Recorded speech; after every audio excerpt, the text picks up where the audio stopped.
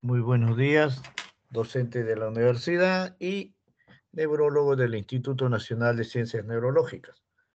Bueno, también soy egresado de Villarreal, por si acaso soy de la 8ª promoción. Así que estamos en familia. Hoy vamos a hablar acerca de neurotuberculosis.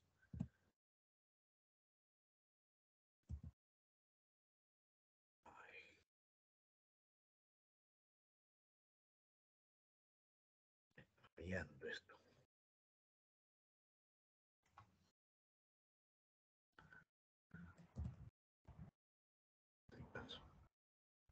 A ver.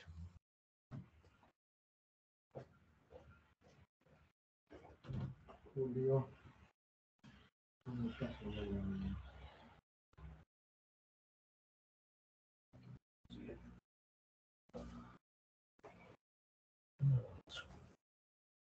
Así, pues. Así. Con esto. ¿Qué presión? Es... ¿Pero cuál presión es? Con esto, sigue sin ya.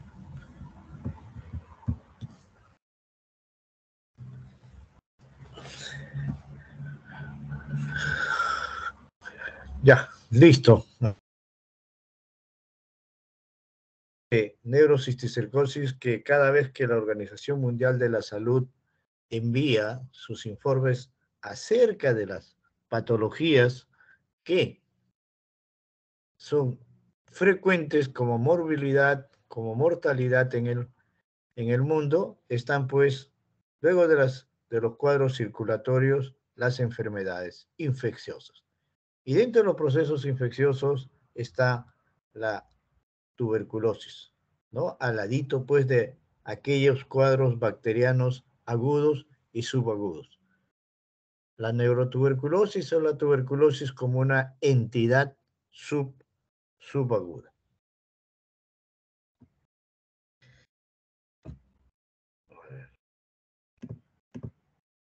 La tuberculosis, como todos sabemos, es una infección causada por el Mycobacterium de tuberculosis. Se describe en el mundo 19 especies de micobacterias que son asociadas a enfermedades en humanos y que tienen la capacidad fundamentalmente de formar granulomas.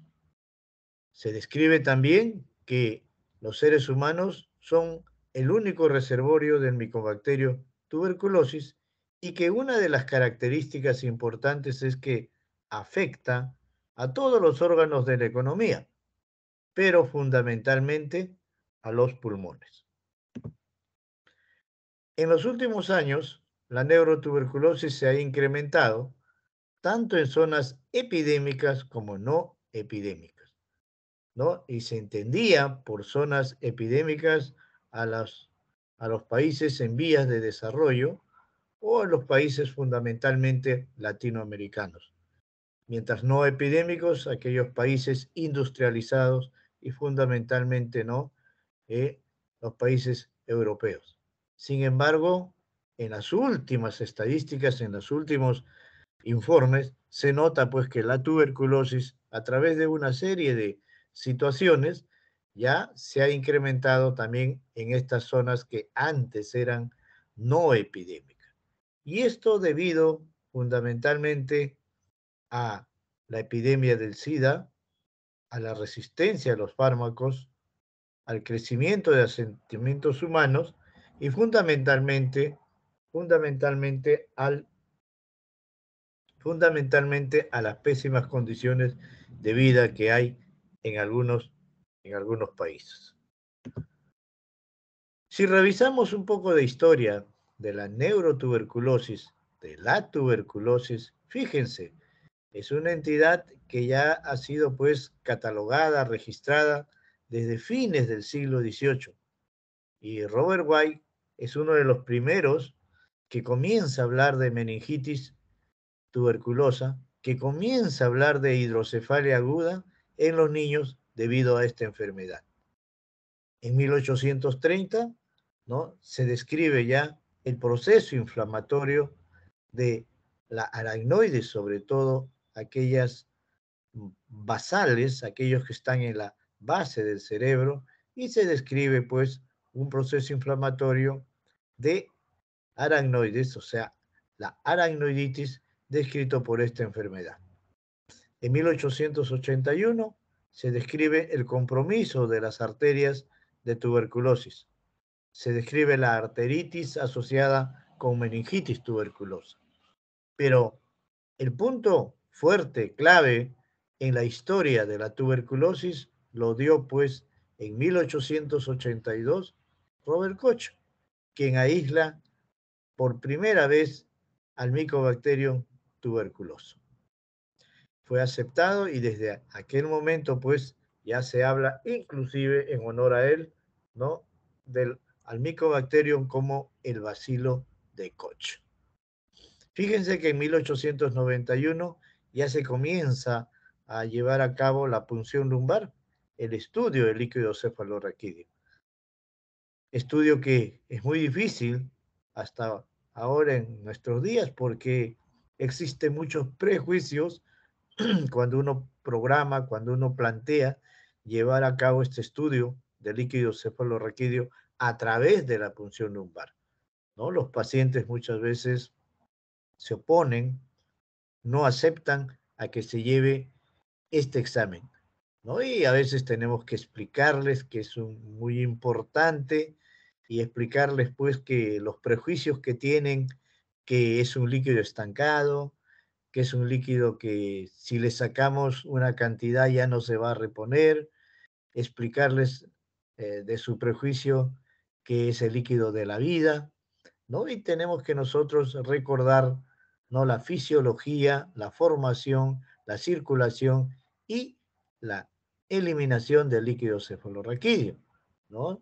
Y cuando le decimos que este es un líquido un líquido del cerebro que no es estancado, que se forma 3 veces al día en nuestro organismo y que aproximadamente va circulando el líquido cefalorraquídeo 500 centímetros cúbicos cada 24 horas, un poco que nos entiende. Y cuando le decimos que esos 5 o 10 centímetros cúbicos que sacamos para el estudio del líquido cefalorraquídeo en el laboratorio se va a recuperar en 5 o en 10 minutos, bueno, así logramos, ¿no?, que nos den el consentimiento, hoy el consentimiento informado para poder llevar a cabo el estudio del líquido cefalorraquídeo. Miren, en 1891, Wink, los problemas que debe haber pasado para poder hacer este estudio. En 1933, Rich y Arnold son los primeros que describen a los granulomas o tuberculomas gaseosos. Robert Koch, bacteriólogo alemán que descubrió la bacteria productora del anthrax del virión cólera, pues descubrió la bacteria productora de la tuberculosis y lo presentó a la sociedad de aquel entonces de neurología, a las sociedades médicas, el 24 de marzo de 1882. Esa es la razón por la cual el 24 de marzo, todos los años, se celebra el Día Mundial de la Lucha contra la Tuberculosis en todo el mundo. Pero recordemos un poco de este Mycobacterium. Es un bacilo aeróbico, gram positivo, de crecimiento lento. Esa es una característica importante, crecimiento lento, ¿no? De 2 a 6 semanas. Demora en duplicarse, triplicarse, en crecer cuando uno lo lleva al laboratorio. Y fíjense, si nosotros ponemos otros bacilos como el bacilo de Escherichia coli, ¿no?, y lo queremos cultivar, eso se cultiva en 2 horas, en 3 horas comienza a multiplicarse, mientras que nuestro Mycobacterium se demora, pues, ¿no?, 1 semana, 2 semanas, a veces hasta 3 semanas. O sea, la característica de este Mycobacterium es que su crecimiento es muy lento. Es por eso que Cuando uno pide el cultivo de Mycobacterium, pues el resultado demora así, ¿no? 45, a veces 60 y a veces 90 días. Y a veces decimos, ¿no? Pero ¿por qué se demora tanto el laboratorio? No es el laboratorio, es que nuestro Mycobacterium tiene esa característica, es de crecimiento lento. En el mundo están descritos, como decíamos, una serie de micobacterios, pero los más agresivos, los que más se ve, los que más están estudiados, son el Mycobacterium africano, Microtic, el Mycobacterium bovis y el Mycobacterium tuberculosis, sobre todo el Mycobacterium tuberculosis. Otra de las características que tiene el micobacterio es que tiene una pared bastante dura, bastante férrea, ¿no? Y ahí son capas que se describen que está lleno de liposacáridos, fosfolípidos, entre ellos lo más importante, el peptidoglicán y el arabinogalactán micolatos. Estos pues son los que van a formar una barrera enorme, fuerte al ingreso de los fármacos, ¿no? Y es por eso que por ahí todavía se está trabajando duro en esto de la resistencia que hay a diversos fármacos que se están probando con el Mycobacterium tuberculosis. Y si revisamos un poquitito de epidemiología, decíamos, ¿no? Decíamos que en el mundo, pues, estaban más dirigidos hacia los países no industrializados. Sin embargo, hay ya muchos reportes que hablan, pues, que, por ejemplo, en 2002 se indicaron, se diagnosticaron 2 millones y de ellos también hubo una gran cantidad parecida que fallecieron. Se indica ahorita que un tercio de la población mundial está infectada de tuberculosis. Se indica que cada segundo se infecta una persona de esta enfermedad, ¿no? Y entonces, inclusive, al 2020, cuando se hizo esta estadística prospectiva, ¿no?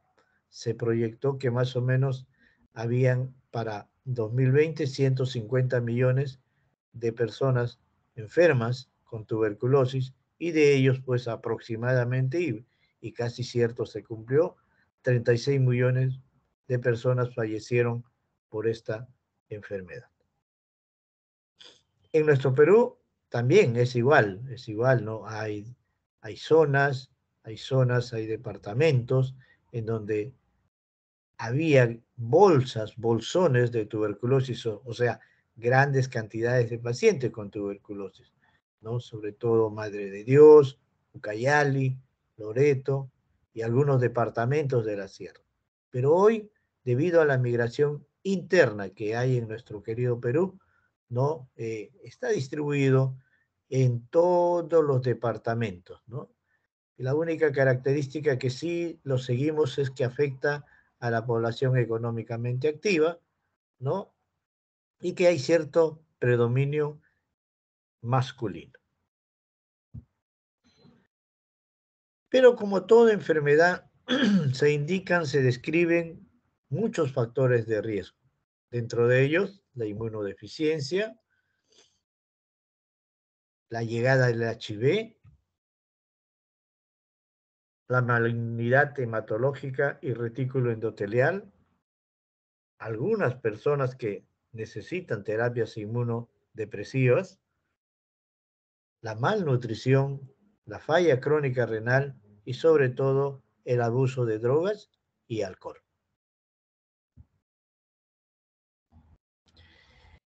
Dentro del cuadro de tuberculosis se ve pues que de una cantidad de 100 pacientes con tuberculosis pulmonar, aproximadamente el 2% van a desarrollar meningitis. Y si nuestro paciente es portador de SIDA, este porcentaje va a incrementarse hasta el 10, algunos autores inclusive indican hasta el 20%.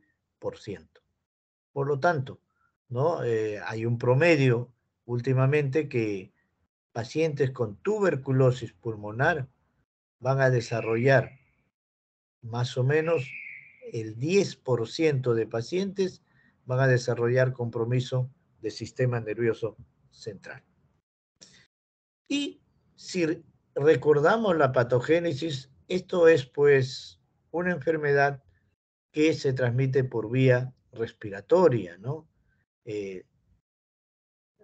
Nos hacen recordar la expulsión de las gotitas de Mycobacterium o gotitas de plush, que pueden ser pues eliminados por el paciente que está con esta enfermedad, por la tos, por el estornudo, a veces por hablar o gritar, a veces por cantar, ¿no? Hay una serie de formas que el paciente enfermo puede expulsar las gotitas con Mycobacterium tuberculoso. Hay algunas características, que estas gotitas permanecen suspendidas en el aire durante 1 o 2 horas y a veces son esterilizadas por la luz solar y a veces son dispersadas por los vientos. Y también otra de las características que hay es que las micobacterias infecciosas que todavía están preservadas o que se salvan de la luz solar o de la dispersión, ¿no? En la oscuridad y en la humedad pueden permanecer todavía ahí preservándose por espacio de horas y se ha descrito hasta meses. Pero el modo de contagio es pues de persona a persona por vía respiratoria a través de las gotitas de plucho.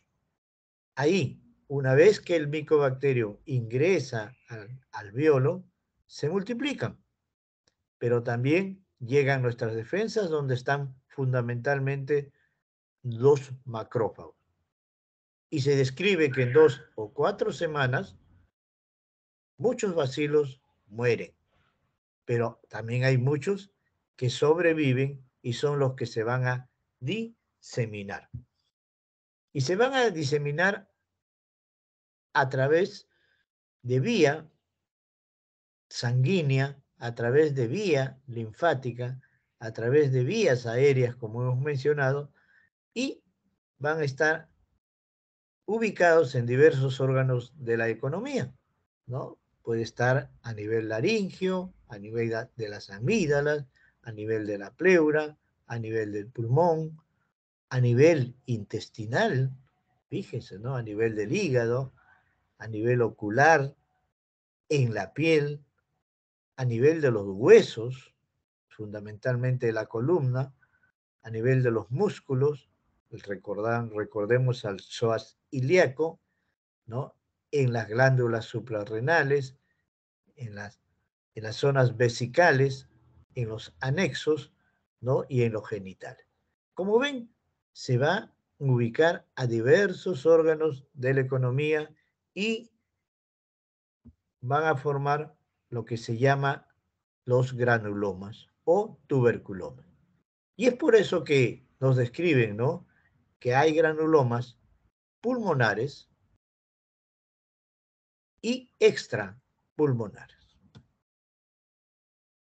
Aquí una imagen para ver, ¿no? En patología, cómo se ve el nódulo tuberculoso, el foco de Rich o foco de Rich-Arnold, ¿no? Algunos autores inclusive dicen, aquí está el inicio de la tuberculosis metastásica, ¿no? Entre comillas, ¿no? Entre comillas.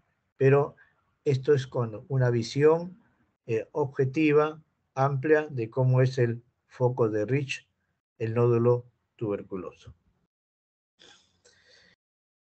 Hay muchas clasificaciones acerca de esta enfermedad, pero fundamentalmente, ¿no? Las manifestaciones clínicas van a estar dadas por la ubicación y el desarrollo de la enfermedad en las meninges, provocando lo que se llama las meningitis.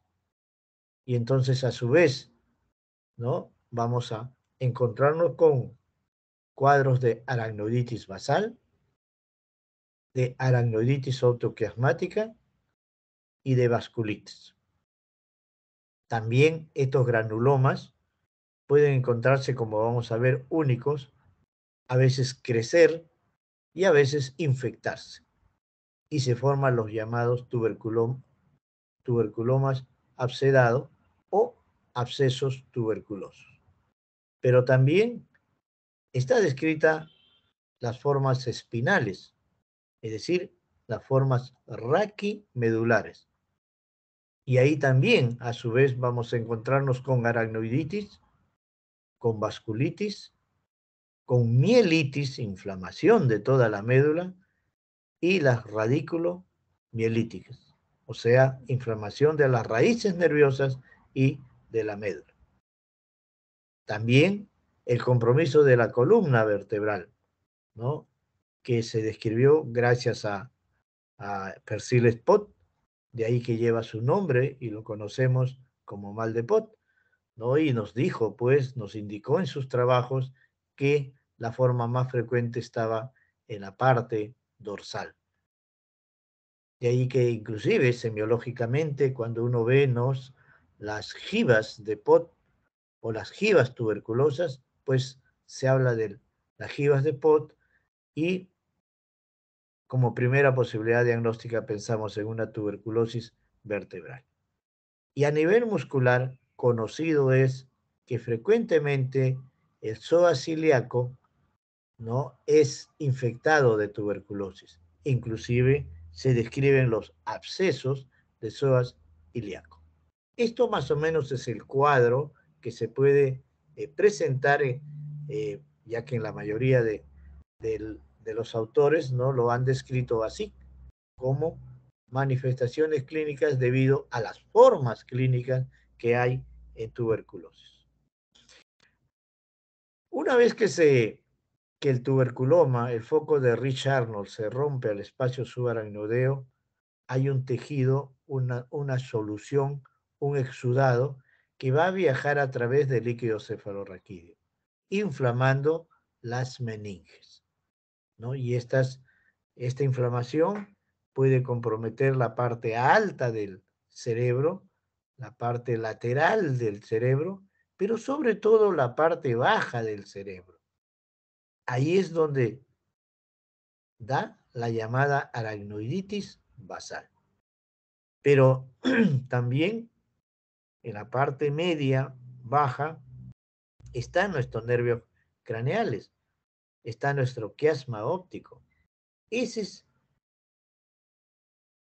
la siguiente forma de inflamarse de la aracnoiditis a nivel del quiasma óptico. Y entonces vamos a encontrar la aracnoiditis optoquiasmática. También por ahí muchas veces hay un proceso inflamatorio de los plexos coroideos. Vamos a recordar que la aracnoiditis basal puede provocar obstrucción del libre paso del líquido cefalorraquídeo. Por lo tanto, a su vez, va a provocar hidrocefalias en nuestro paciente. Vamos a recordar que la aracnoiditis optoquiasmática, ¿no?, va a determinar déficit de agudeza visual. Y muchas veces nuestro paciente nos dice, veo bien al medio, pero a los costados está borroso. Es decir, un déficit de agudeza visual bitemporal, lo que conocemos como hemianopsia bitemporal. Pero cuando avanza este proceso inflamatorio, va a llegar a inflamar también las arterias, los vasos sanguíneos a nivel de nuestro cerebro. Y fíjense, las arterias que más se comprometen son la arteria cerebral media y la arteria tálamo estriada. La arteria cerebral media, cuando se compromete, nos va a dar una hemiplegia global y proporcional.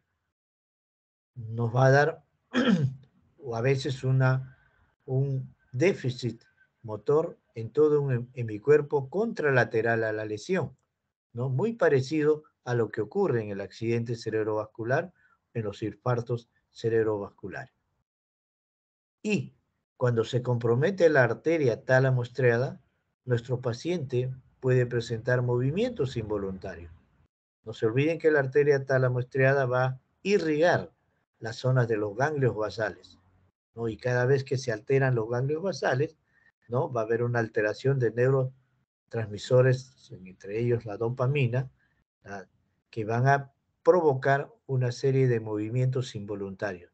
Dentro de ellos, movimientos coréicos, movimientos eh, atetóxicos y a veces temblores. Entonces, mi paciente con tuberculosis puede tener una hemiparesia, puede tener una hemiplegia y puede tener movimientos involuntarios que comprometen un hemicuerpo por alteración, por vasculitis de la arteria cerebral media y las tálamo estriadas, que son las más importantes o las que con más frecuencia se comprometen. Pero también al inflamarse, las meninges pueden comprometer la masa cerebral, dando lo que se llama la encefalitis, ¿no? Encefalitis que va a comenzar ya a dar su semiología de alteraciones de conducta, alteraciones de comportamiento y alteraciones de conciencia en nuestro paciente. Entonces, miren las formas de meningitis, ¿no? Cómo podemos encontrar desde una aracnoiditis basal, una aracnoides otoquiasmótica, una vasculitis hasta una encefalitis. Aquí para ver la parte de patología, cómo es pues el exudado, ¿no? Miren un aspecto gelatinoso que tiene el exudado cuando se rompe el foco de Rich Arnold, y este exudado miren cómo va a ir comprometiendo, no toda la parte baja, alta, media del cerebro y también la zona de las arterias y del quiasma óptico. Así se ve, ¿no? Así se ve un exudado bastante fuerte, ¿no? Que tiene un tinte amarillento cuando lo vemos en patología. Y estas muestras las tenemos ahí en el museo del Instituto Nacional de Ciencias Neurológicas, ¿no? Tenemos ahí, y bueno, cuando vuelvan las clases presenciales, iremos y haremos una visita al Museo del Mogrovejo. Esto es una foto que hemos sacado de ahí. Muy bien, pero también no podemos olvidarnos, ¿no? De las manifestaciones clínicas. Fíjense, aparte de que ya sabemos que puede haber fatiga, malestar general, dolores musculares, fiebre, infección de vías respiratorias altas. Ya tenemos que estar atentos cuando nuestro paciente, ¿no? Comienza a tener cuadros de irritabilidad y letargo persistente. Y sobre todo, ¿no? Y sobre todo cuando ya nuestro paciente comienza a tener los signos meningios. Y decíamos que de los signos meningios, ¿no? Tenemos la rigidez de nuca doloroso, el Kernick y el Brusinski. Y de los tres, en semiología nos han enseñado que de entre los tres signos meningios, el más importante es la rigidez de nuca. Pero, jóvenes, rigidez de nuca dolorosa. Rigidez de nuca con dolor. Porque si hay una rigidez de nuca sin dolor, no es signo meningio. Bien, en los adultos se describe, ¿no? Dolor de cabeza, vómitos, alteración de la conciencia. A veces hay compromiso de nervios craneales, entre ellos pues el sexto, el tercero, cuarto, el octavo, a veces a veces bilateral. Fíjense, el 15% de pacientes puede debutar con crisis convulsivas, ¿no? Y cuando uno lleva a cabo la evaluación oftalmológica, cuando uno lleva a cabo el fondo de ojo, podemos encontrarnos con los tubérculos coroideos, con edema de papila y a veces pues con signos que nos llevan a pensar en hipertensión endocraneal, ¿no? Una vez que uno evalúa en oftalmología y le hacen la evaluación oftalmológica y nos describen los tubérculos coroideos, ¿no? Ya tenemos que pensar que hay un cuadro de tuberculosis y probablemente una forma de tuberculosis miliar. En niños, también, ¿no? La irritabilidad de la criatura, la fiebre, los cuadros de meningismo, a veces dolor abdominal y estreñimiento. Pero en niños se describe que rápidamente hacen hidrocefalia. Es más, los autores de tuberculosis en niños dicen que el 100% de niños que se compromete de tuberculosis del sistema nervioso central rápidamente hacen hidrocefalia. Fíjense, ¿no? Cómo en el siglo XVIII, ¿no? Robert White, sin tantos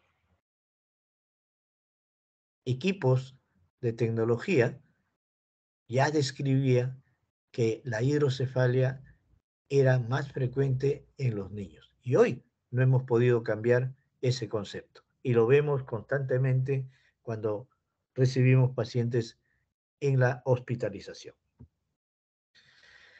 Hay un cuadro que se van a encontrar que hablan de estadios de enfermedad, ¿no? Estadio 1, 2 y 3, ¿no? Estadio 1, consciente sin signos neurológicos.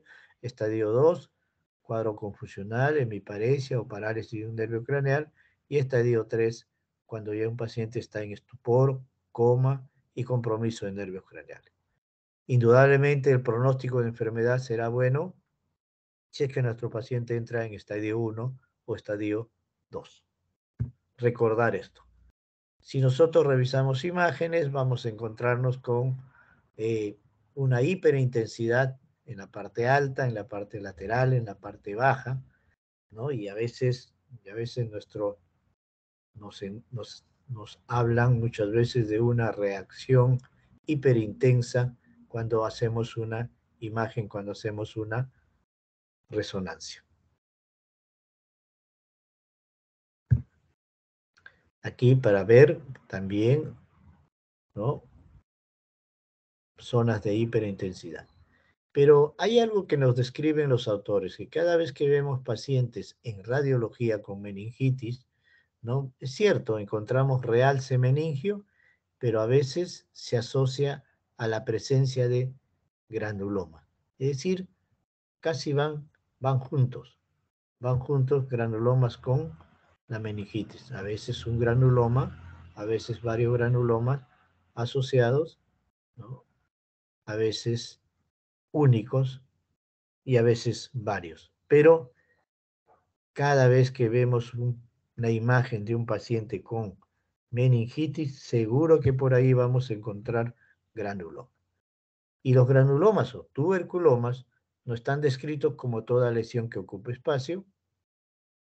En los niños, mayormente es infratentorial, y en los adultos, supratentorial. Ese detalle hay que tenerlo presente. Cuidado con esa pregunta. Los granulomas en niños mayormente es infratentorial, en adultos supratentorial, ¿no? Y decíamos, ¿no?, que puede coexistir con la meningitis. Hay formas únicas y hay formas múltiples. Si nosotros vemos una imagen, ¿no?, vamos a encontrar con una zona de hiperdensidad, a veces redondeada, a veces ovalada, ¿no? A veces en forma de anillo y casi siempre rodeado de una zona, ¿no?, de hipodensidad que nos habla de edema, ¿no? Es decir, la lesión hiperdensa puede estar rodeada de un edema perilesional. Con frecuencia nos encontramos con edema.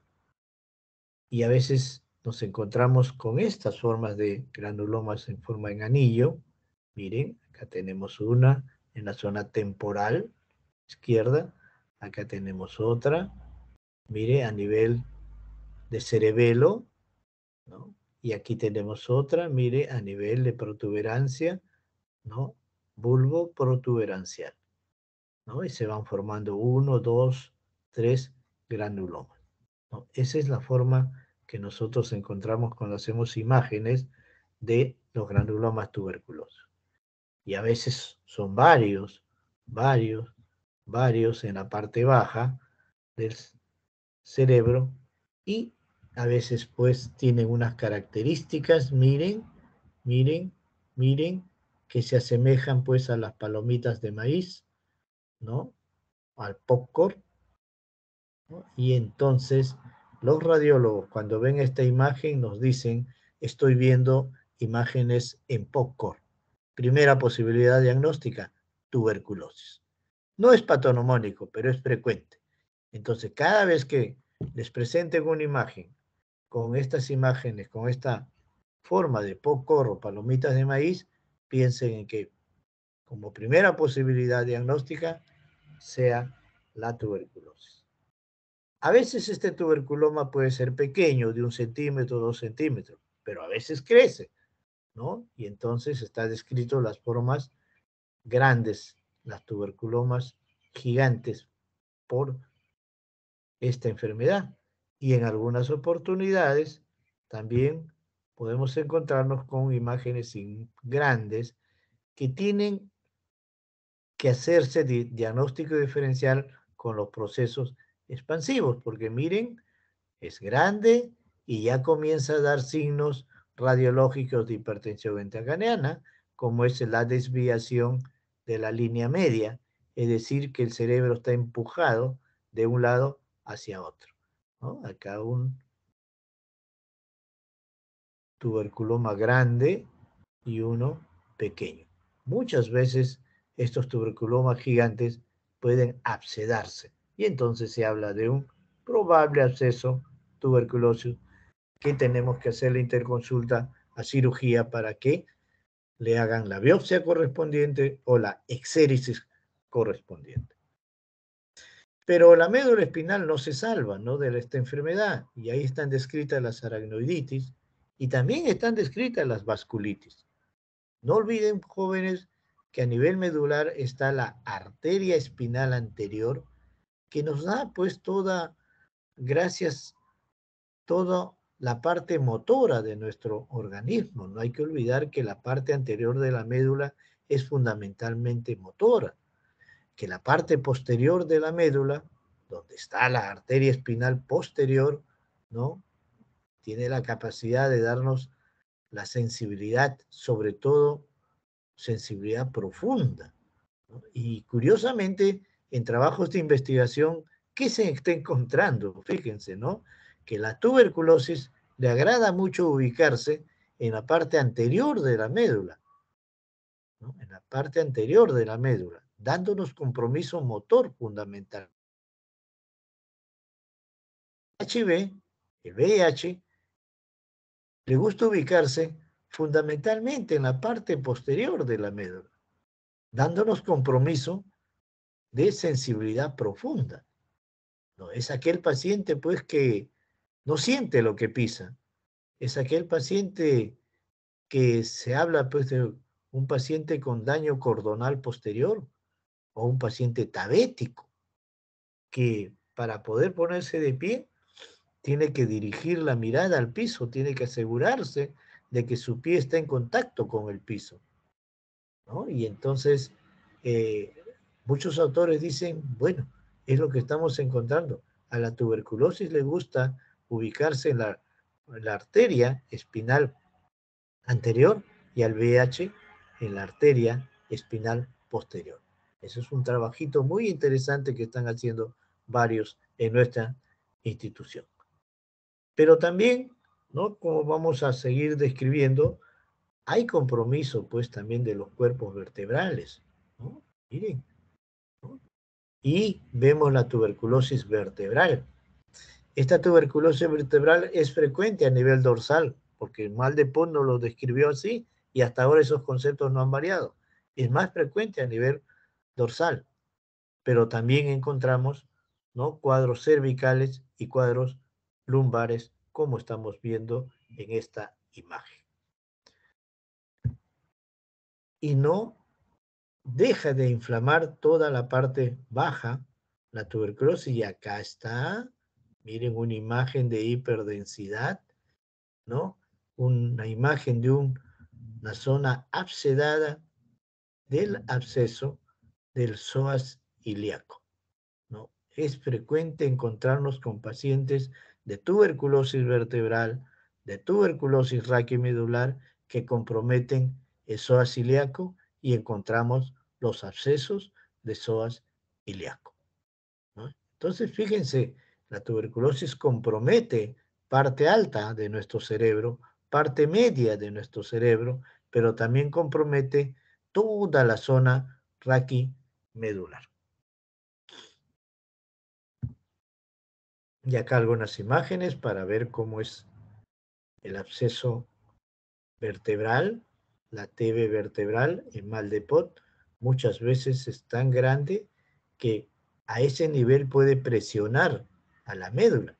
Por eso es que iniciamos tratamiento rápido y a veces pedimos interconsulta cirugía para que haga una liberación a esta zona, ¿no? O una aspiración en esta zona para que no sea presionada la médula y no nos dé problemas motores en nuestro paciente.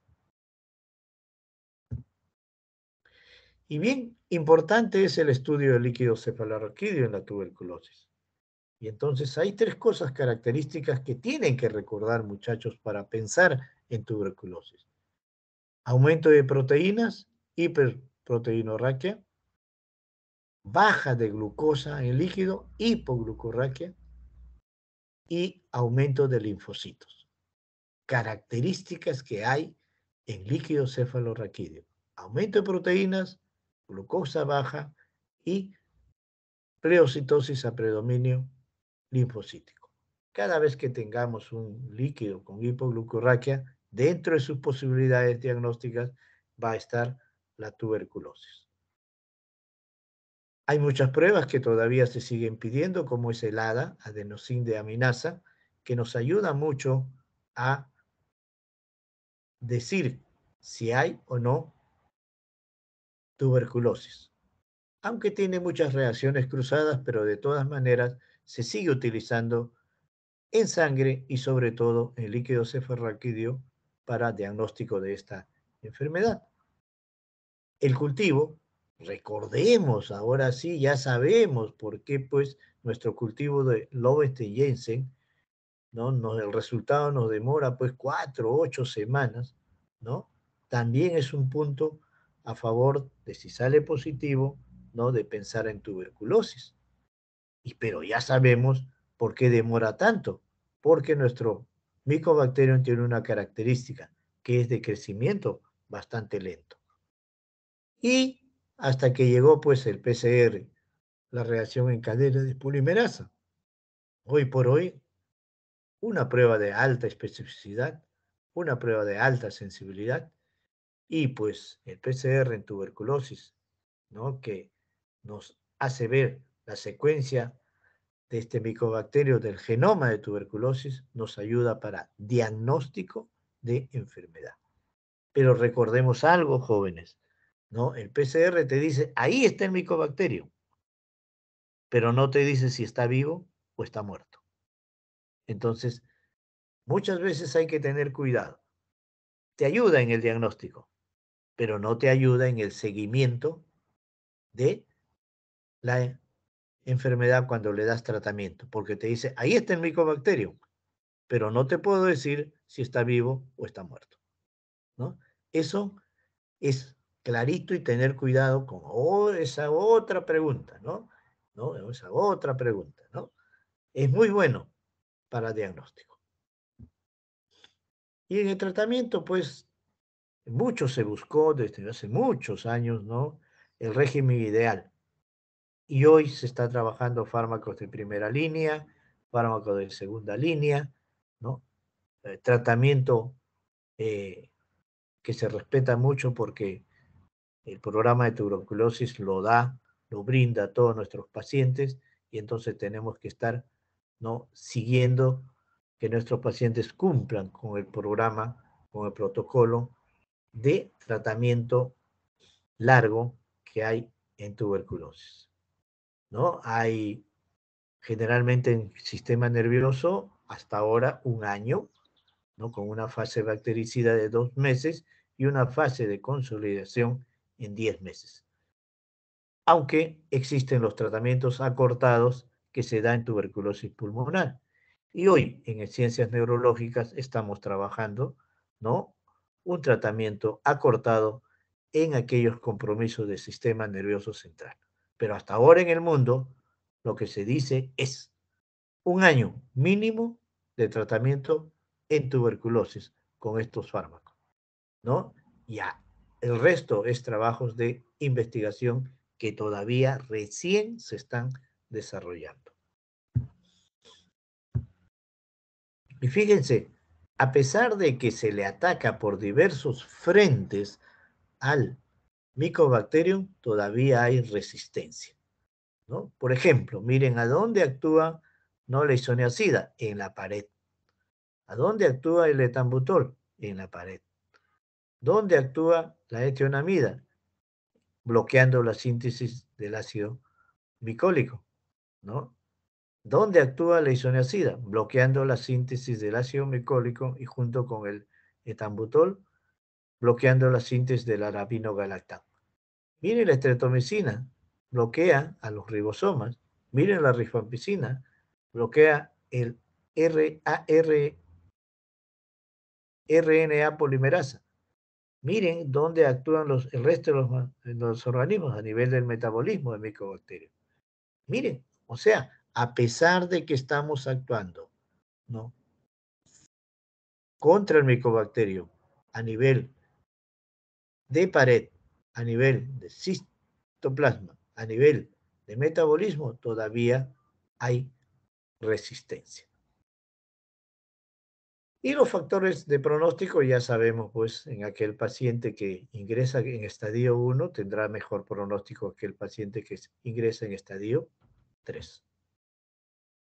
Pero como toda enfermedad tiene sus complicaciones, como todo tratamiento tiene sus complicaciones, sí, pues quedamos con secuelas de infarto cerebral, quedamos con secuelas de panarteritis, quedamos con pacientes a veces curados de tuberculosis, pero con movimientos involuntarios, coréicos o atetósicos, ¿no? Y a veces cuando es a nivel medular, encontramos la dilatación, la formación quística del, de la zona medular, las siringomielias, que muchas veces nos obligan a veces a enviar a cirugía a nuestro paciente.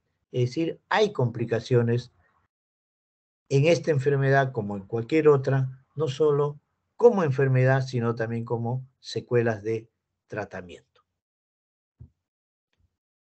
Y acá hay una interconsulta que siempre nos hacen, ¿no?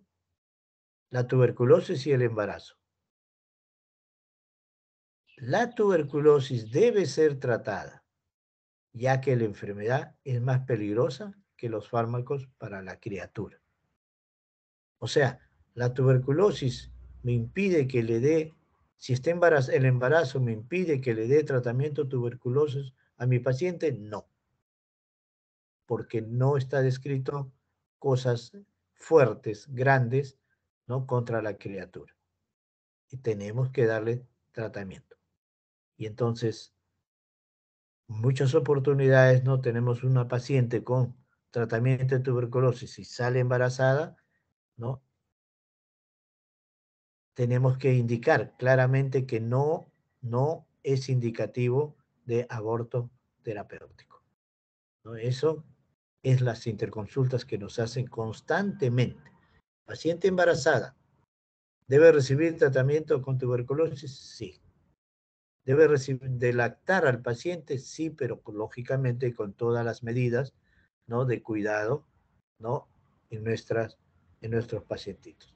Por eso es que ustedes van a ver que la paciente puede estar con tuberculosis y la que quiere dar de lactar a la criaturita se le protege con las mascarillas o a veces se saca, ¿no?, la leche, se guarda la leche y después se le da a la criatura, ¿no?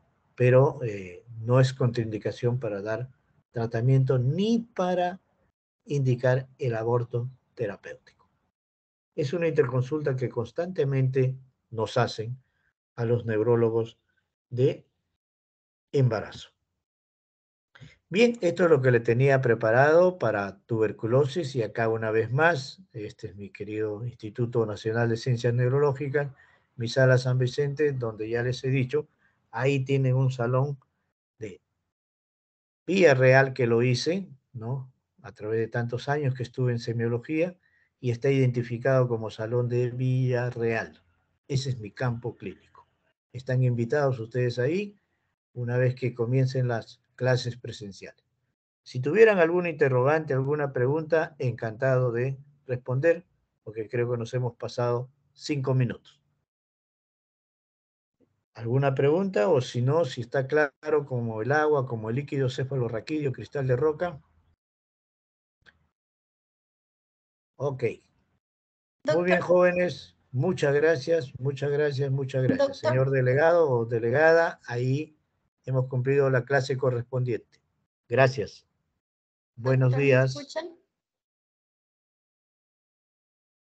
Muchas gracias. Doctor.